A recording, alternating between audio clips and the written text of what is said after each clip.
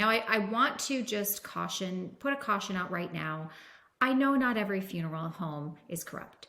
There are a lot of funeral homes that are still family run, that are not owned by these large, giant conglomerates, that are doing the right thing for grieving families and still making a living at the same time. I am not talking about those funeral homes, so please don't get triggered here.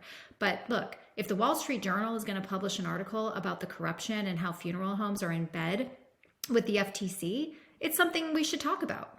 To fully understand how this story even came to be, we have to take you way back to the 1980s and 1990s when large corporations were buying up small family-run funeral homes for profit.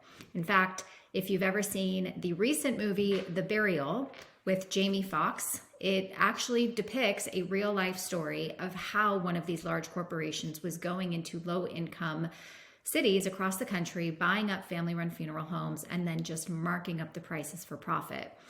I highly recommend you watch that movie if you haven't already. Back when this is all taking place, it caused the FTC to look into the funeral industry and felt that because there were so many deceptive practices happening, that they invoked what's called the funeral rule. I'm going to read you from the FTC's website what that funeral rule is designed to do, and then we're going to talk about why it doesn't work. So it reads, under the FTC's funeral rule, consumers have the right to get a general price list from a funeral provider when they ask about funeral arrangements. They also have the right to choose the funeral goods and services they want, with some exceptions, and funeral providers must state this right on the general price list, meaning they don't have to buy the casket from the funeral home. They can buy it from a third-party site and have it shipped.